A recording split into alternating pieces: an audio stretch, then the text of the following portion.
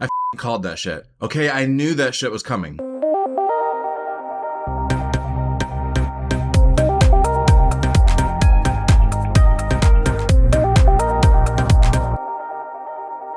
Pardon my earlier excitement, it's just I never call things correctly, I never see things coming, and this I actually saw coming. If you actually don't believe me, you need to check out this short. I posted this short 2 days ago. I called that shit. Anyways, now that I'm done gloating, let's get to this very boysified episode. By the way, boysified is a word I'm going to use from now on when a show really pushes the boundaries and just blows your mind with weird, bizarre, horribly crazy shit. Which, by the way, this episode contains a lot of. Let's start with that Spiderman reference, okay? Not only do we have a boys version of Spiderman in this world now introduced, but there is actually an Easter egg referring to the original Spider-Man trilogy with Tobey. Because if you guys remember in those movies, Tobey actually produces webs right from his hands. They come right out of his hands. And it was a very controversial choice. But anyway, at the time, scientists were saying that that's not actually how it would happen. If he actually was capable of shooting webs, they're saying it would have come out of his butt. All right. And that is what happens with this guy. It's not literally out of his butt. He has another hole just above it, but it's the same concept. And I think that is an Easter egg that is pointing towards Tobey's trilogy.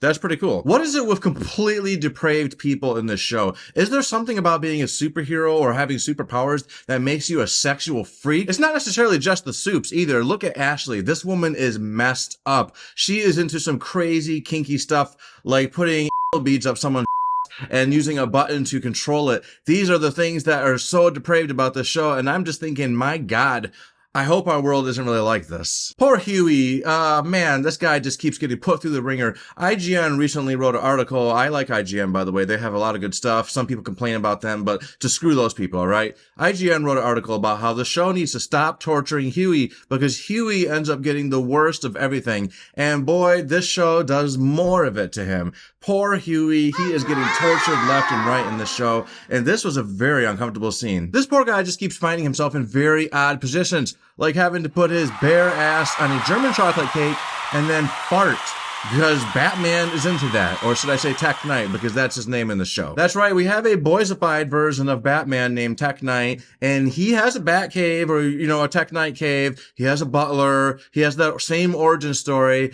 but he is just a bit of a freak, okay? His dungeon is nothing like Batman's real dungeon, okay? His cave, I should say. This cave is full of machines. It is not a pleasant place to find yourself on the receiving end of, and poor Huey ends up there. Jumping back to Tek Knight, I want to talk about Kimiko and Starlight trying to torture him. This scene was very entertaining. It was very funny, and, you know, it wasn't working out because he actually was into everything that they were doing to him. Kimiko stabbed him in the leg, and he was clearly enjoying it, which of course leads to Huey's line about how do you hurt a masochist? This show, man. This show. Now let's talk about this Sister Sage moment. This woman has surprises up her sleeve that I did not see coming. I knew that she could handle a little bit of brain damage. You know, she had the Deep do a lobotomy to her and she healed back just fine. But I didn't think that she could get straight up shot in the head and just come back. I was like, holy shit.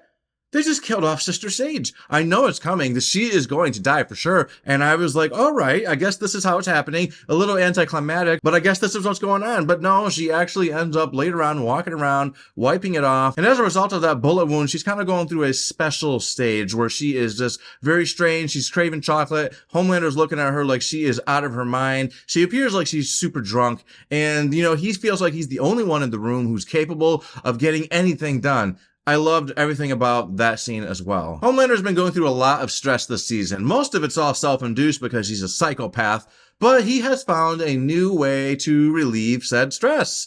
Enter Firecracker, the new milk factory that Homelander has just acquired. He now can have his mommy fantasies all over again. Firecracker just became a way more important character. I did not see that coming, but, you know, I should have, because it is the boys. A-Train's redemption arc is continuing, and I am very much enjoying it. Yes, he has done some horrible, terrible things, and really, he probably can't ever atone for any of the stuff he's done. But I like seeing him trying. I am very much enjoying this story and seeing the scene with him and Kimiko, where Kimiko is trying to convince him to bring MM to the hospital because MM had a heart attack, and she's using book titles to communicate with him. I thought that was a really cute, actually very charming scene. I'm looking forward to Kimiko finally speaking because I think that is coming. They did reveal in one of the previous episodes that this is mostly just a mental block that is going on with her, so she is going to be able to talk, I think. And I called the thing about Jeffrey Dean Morgan just being in Billy Butcher's head, so that means I know things, okay? I know how to predict things, so you can trust me when I say this. By the way, I did mention briefly, but MM had a heart attack. Where the storyline is going, I'm not really sure. Frenchie is not in this episode. He has turned himself into the authorities. Kimiko is actually trying to visit him, but he is saying no to visitors.